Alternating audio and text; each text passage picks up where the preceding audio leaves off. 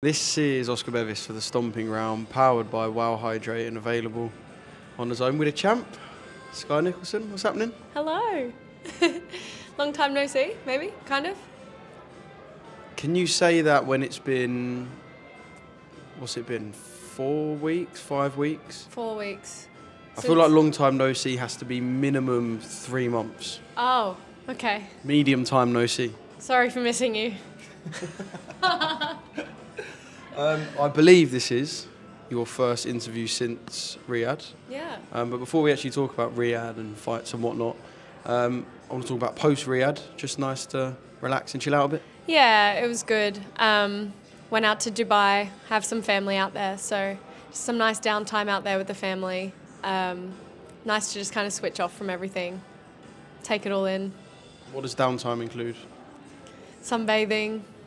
I've got 3 little nephews that live out there, so a lot of family time, which was really nice. Your family a boxing family? Like, have you got nephews that box, cousins that box? No, my nephews haven't started boxing yet. The middle one, he's 8. He's like obsessed. He really wants to get into it. So I took him to his first ever like one-to-one boxing session while we were out there. But yeah, I do have a boxing family though. Like my older brothers and that box, so I grew up around it, and now my nephews are as well, which is quite cool. Not a bad role model.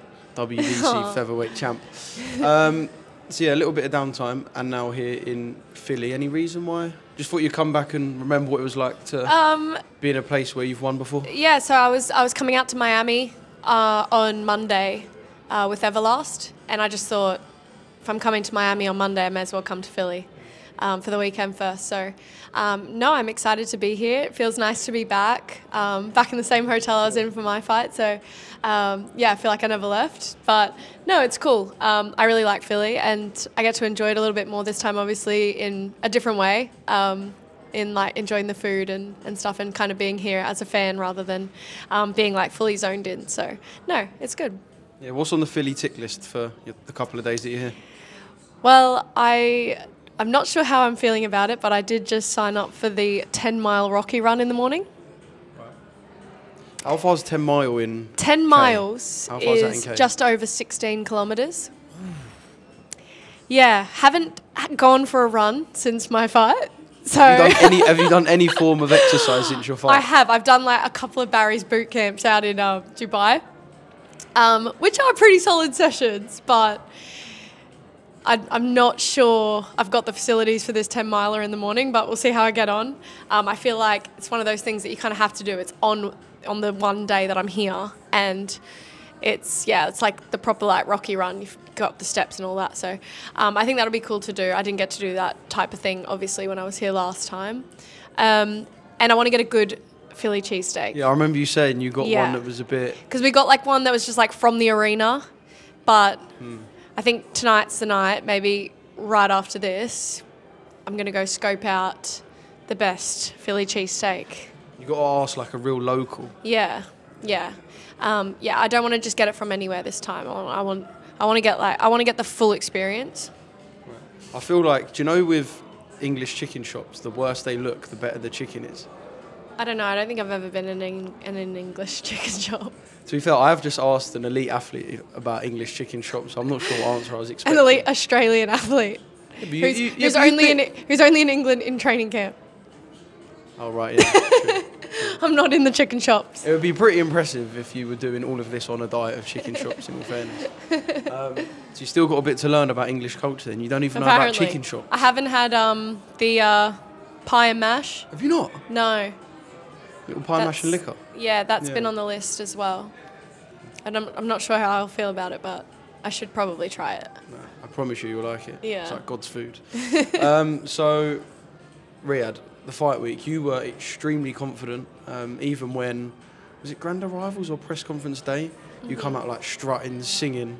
Obviously from Camp Chapman, they took that as like false confidence. Yeah. But you went through the whole week just like beaming smile, knowing, I guess, what you were going to do? I feel like I'm always like that. I don't feel like I was any different. Obviously, it was a big occasion, and like the fight week events were bigger.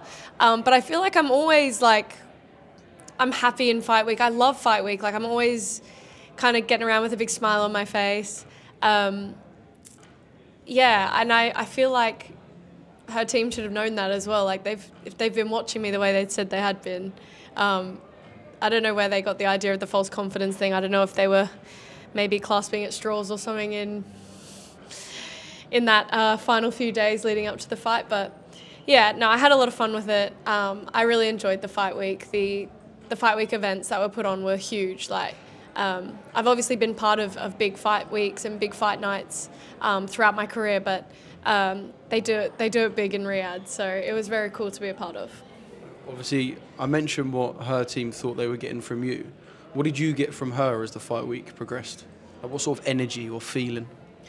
I did feel like, I felt like earlier on, I felt like it was maybe false confidence from her side. But to be honest, like throughout fight week and stuff, I did feel like her energy was there. Like she did feel confident in the fight. I think like from what I was hearing, they were really backing themselves to win that fight. Like they were convinced they were going to win the fight. It would be odd, I guess, if they were going in thinking otherwise, right? No, of course, but like we had sparred before and like there was just little things that I just was like kind of like going over in my head like, what are they seeing? Like, am I missing something? Like I was struggling to find where they thought they were going to win the fight. But I guess that just proved like why I thought that when you watch the fight. In terms of the fight day, did it feel different to other world title defences? Obviously, I guess more coverage because of it being a Riyadh season and the history behind the first all-female world title fight in Saudi. But did it feel different to previous world title defences? Was there like one mode that you look into where it's like, no matter the opponent, this is just kind of how I feel? Yeah, I mean, at the end of the day, like I always know that no matter like how much pressure is on it, how much expectation there is on it, how big the event is, all these like outside noises and things that are happening, I just always remind myself and know like as soon as that first bell rings, it's the same shit. You could be anywhere in the world. You could be like, it could be anywhere. You could be fighting anyone. When that bell rings, it's what you do. It's what you've been doing your whole life. It's what you do every day in the gym. And like I take off, like I just like kind of take away all of those like outside noise. But yeah, I did feel like it was a big event. I did feel like there were maybe more eyes on my fight than maybe past fights. And like I knew it was a big occasion, not just for me in that fight, but for women and women's boxing, for women in Saudi. So yeah, it was a special night. It was good. Yeah, I didn't feel any like extra nerves or anything. I just felt more excited, I think. Yeah. How would you sum up the way the fight played out? Could you say it's exactly what you wanted or exactly how you pictured it? Rather? No. I did think that Raven would be more aggressive. I did think that I would have to kind of bite down and fight more than I did. But at the same time, I could, like, I'd seen that scenario in my mind as well. Like, I didn't go in expecting it to be as comfortable maybe as it was, but I think that's probably the best way to go into those fights anyway. And then if it is comfortable, then it's better, it's easier than planned. But I was kind of excited to show more of what we've been doing in the gym. So I do still get like quite frustrated with myself because I do like hold myself to a high standard, and like me and my team, like we're seeing what I'm doing in the gym.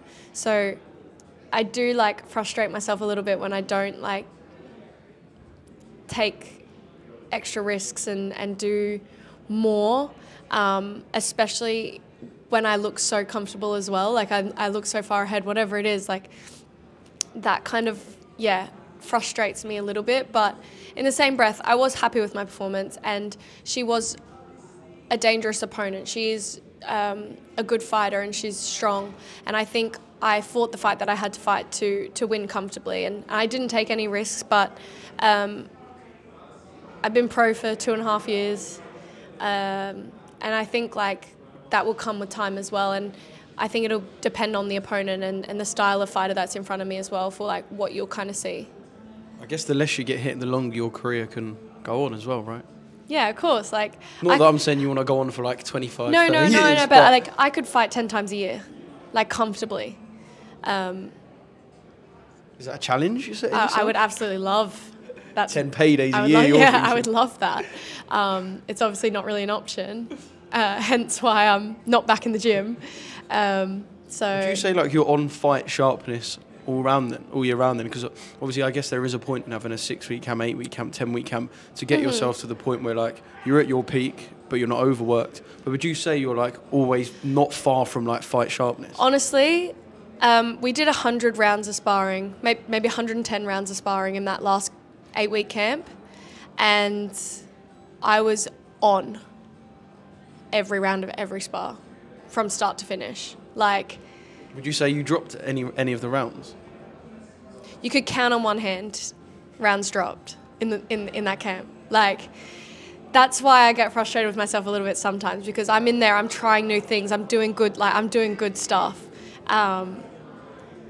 Yeah, so it is frustrating, but like at the same time, it just shows like I can be sharp all year round as well. Like, it's not like, had a bit of an off week this week, like training's been really heavy, like I'm doing hard, heavy shit and then getting in and sparring unbelievably. Just like, yeah, but oh well. You're a perfectionist, that's all. I am. You're a perfectionist. I am. I know we had loads of little sound bites, i.e. the things of Raven saying that she thought there was too much confidence and little bits were said. I know it was never like bad blood that was going to spill over. No. But what's the feeling like between you two? Have you spoken since? We actually haven't. I kind of wanted to give her space and time as well. She obviously suffered her first loss as a professional, so I can imagine that would be difficult for her. But yeah, there was definitely no bad blood with Raven and I. There never was going to be. And she's been complimentary since the fight as well. So yeah, there's definitely no hard feelings there. I honestly believe she can be a world champion. It was just a shame that she had to fight me for her first world title shot. But I definitely can see her becoming a world champion in the future, for sure. Yeah. Right, so the next step, I guess you pull up on Amanda Serrano. Yes. Dallas? I will be. Is that a plan? Yeah, I will be pulling up in Dallas next week. Sorry for giving that away. But when I say pull up, I don't mean pull up to the fight. I mean like pull up on her and be like, what the fuck's been going on? Our name's been mentioned in the same sentence for about 2 years now. I'll be honest with you. I think if her team hears that I'm around, that's going to be like a very prohibited, what would I say, event. Me pulling up on her. So you think you're not going to get like a AAA pass? Is what you're saying? I absolutely will not get. You're not going to be getting. I absolutely will not get a AAA pass. They refuse to say my name in interviews, so no. Do they call you by anything? Do they go like that girl or that Aussie or? No, they just like straight up ignore. Yeah, it's like I don't exist, and that's fine. That's okay. I know what it is. It's fine. But no, I'll be there. I've been very vocal about that fight. I'm kind of I'm bored of it. She's got the WBA and the WBO and the Ring magazine at featherweight. Hasn't boxed at featherweight in over a year now. So it will be very interesting to see what she does after this fight in Dallas, because I've got belts to collect in 2025. So whether that's against her or someone else, I want the belts. So it's nothing personal, but if you want to hold on to the belts, then fight me for them. I know this is a little bit off the beaten track, right? But we see that His Excellency has purchased Ring magazine, right? And if I'm presuming that there'll be the intention of, I'm not going to say dismissing the governing bodies, but creating a scenario where there's one champion. I guess there's one belt that's fought for, the Ring magazine belt, and we lose the governing bodies. Is that something that you would be up for, inclined to? I mean, I get the idea of it. I don't want to use the word UFC style because there's about probably 18,000 professional boxers, so being UFC is quite difficult, but having everything as one under one roof. I get it. Because you wouldn't have the problem that you say you have in terms of fighting Amanda Serrano. Yeah, so I understand it. I think there is like so much politics and stuff in boxing that I feel like that is, I guess, a system that's trying to remove that, which I think would be positive. But obviously, like, at the same time, like the governing bodies are still companies and like establishments that have been built for years and years and years and years and have a lot of history in the sport as well. So I don't want to like come out and say, yeah, get rid of the WBO, get rid of the IVF. Like, do you know what I mean? I think, it's a bit of a tough one to kind of crack and how to like go about it. But we'll see what happens, I guess. Riyadh season's making big moves in boxing, so you just never know what's around the corner, I guess. Yeah, we talk about the history. It's quite cool that you look back and there's pictures of like Muhammad Ali with a WBC belt. Exactly. Pictures of you with a WBC belt. That's what I mean. I feel like you don't want to lose that from the sport. Do you know what I mean? You can't just be like, actually, no, now you're all gone and this is it. It's like, well... Yeah. But I also understand the like new belts just being added and made up and stuff. It becomes a bit of a joke. So I get it. Like I get it from both sides. Yeah. Talking of His Excellency, actually, we didn't catch up after the fight. I spoke to you, said congratulations, and then you got, I believe, like escorted towards him or his team. What sort of stuff was said? Yeah, he just said congratulations, and I gave him one of the little Skye Nick Riyadh season T-shirts that everyone was... Do you reckon he's cutting about at home? I hope so. Like wearing it to bed or something? I doubt it, but it's a nice thought. Yeah, I suppose he's appreciative at least of it, whether he's going to be wearing it next time you fight on Riyadh season or not. Who Imagine. Knows? So talking about Dallas, I know you said you don't want to talk about that fight, so we won't talk about that fight, but we will talk about Jake Paul and Mike Tyson. Where do you stand?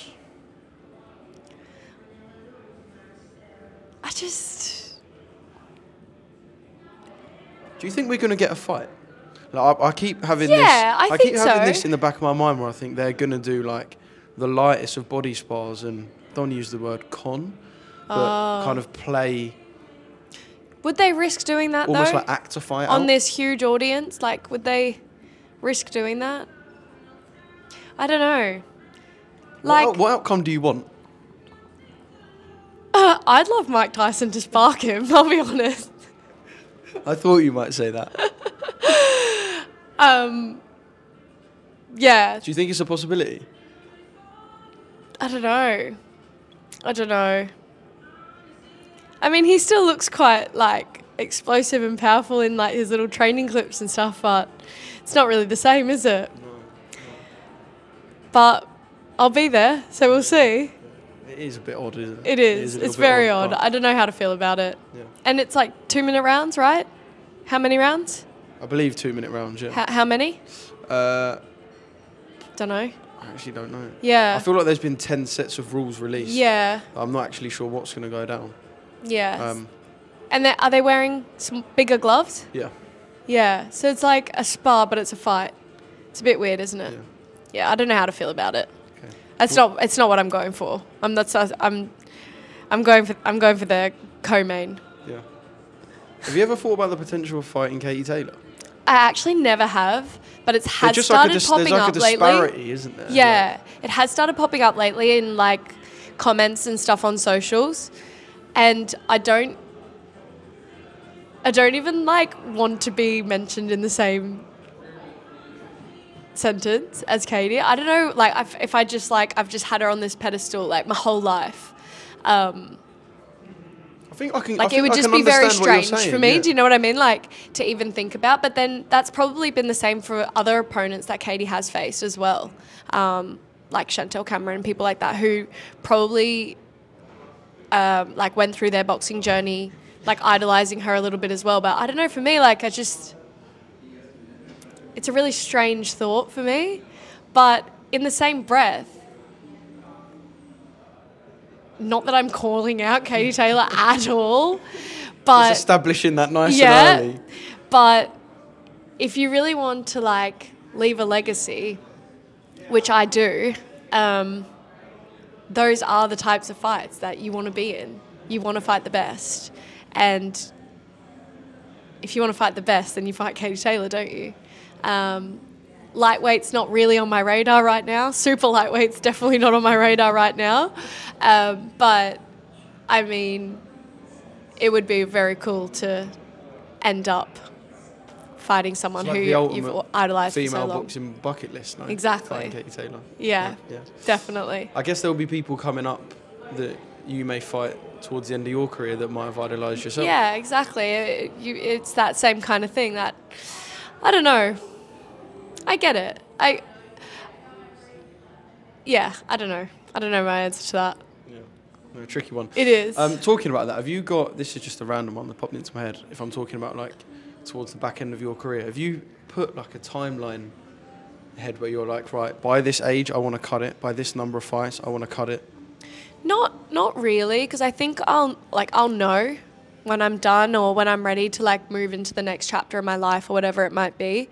So I don't really like to say by this age I want to do this, or do you know what I mean? Like I've never been like that about anything.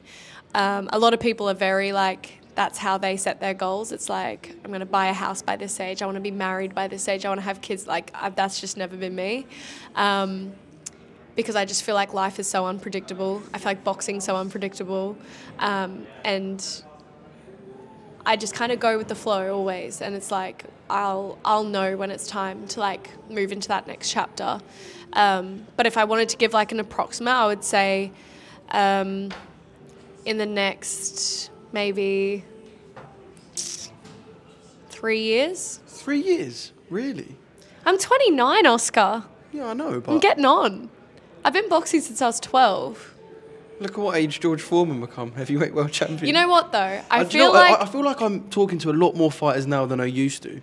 Not that I've been doing this for decades, by the way, but talking to a lot more fighters now who are more keen to kind of dip in and dip out of the sport rather than stick around for 10, 12 years. Yeah, well, you want to go on and enjoy life after sport as well. Don't get me wrong, absolutely enjoying life in sport, but yeah, I think like the closer it would get, the more I would convince myself it's not time yet anyway. So I feel like I say 3 years now, and then next year I'll probably still say 3 years. It'll just kind of get pushed back. But like I said, like I'll know. And my team, like I really trust my team. I have like a really, really good circle around me. Like if they think it's time and they tell me it's time, like I will trust their judgment as well. So, but I think I'll know myself as well. Yeah. Just a final one. I know you've done a Q&A on Instagram. I believe you said February will be the next time that you're out. February, March. Right. Yeah, so just like enjoying some downtime now. There wasn't really any dates in the back end of this year, and I decided that I would go home for Christmas and see my family, and then come back and start up camp after Christmas. So, is that voluntary in February or March? I'm not sure. I believe I should have a mandatory, because we were originally told Raven was mandatory, and then that was actually never ordered. So I believe my next fight should be Tiara Brown. That's the fight I want. That's the fight my team wants. And apparently she's mandatory, even though I haven't seen anything, but she was meant to fight for the WBC interim the same night I boxed in Riyadh, and the fight didn't go ahead. So I don't know if that was a fight that needed to happen before she was ordered as my mandatory or not. I'm not really sure, but my team are pushing for that fight. So that will hopefully be my next fight early in 2025. And then we're definitely looking at unification fights from there on. Will the Tiara Brown fight be stateside? I'm not sure. Haven't really sat down with Matchroom and my team yet to discuss like details and stuff. We've just kind of circled February, March as like a date to kind of start aiming to prepare for. Where's on the bucket list? Like anywhere, any states in America? Anywhere like I'd love to do this? I feel like I've already like had an You've been unbelievable bucket list. Everywhere. Yeah. Everywhere. So I don't want to sit on here and say I want to fight here, I want to fight there, because I've literally like fought in so many amazing places. But I would really like another homecoming. I'd love to defend the world title at home or fight for unification down in Australia. I think that would be really, really cool, especially with like the likes of the talent we have in the stable with Jai Opataya, Liam Paro, Shanika Johnson. Like we've got like a good little stable of world champions down in Australia. So I think it would be really, really cool to have like a big show down there. I can see that actually. Jai's got a mandatory. You and Tiara Brown. Liam and Jack, if Jack's willing to travel to Australia. It's a pretty Yeah. banging little card, Yeah, actually. it would And an be excuse cool. to go down under for the Right? first time. Yeah. For me, yeah. I'm happy with So that. my team are definitely pushing for a homecoming, but in the same breath, I absolutely love fighting in the States. I haven't boxed in London. I've been living and training in London for coming up 3 That years. is mental, yeah. So I feel like 2025 has to see me fight in London. But yeah, even just being back in the UK will be good because I've kind of been mostly in the US and then obviously in Riyadh. So yeah, I think 2025 is going to be a really big year for me. Hopefully we'll fit in 4 fights instead of 3. I didn't have the 4th fight this year because we didn't start till April of 24, and it kind of left things a bit tight at the end there. But if we get out in February, March, we'll be able to get 4 fights in. So a big year of belt collecting.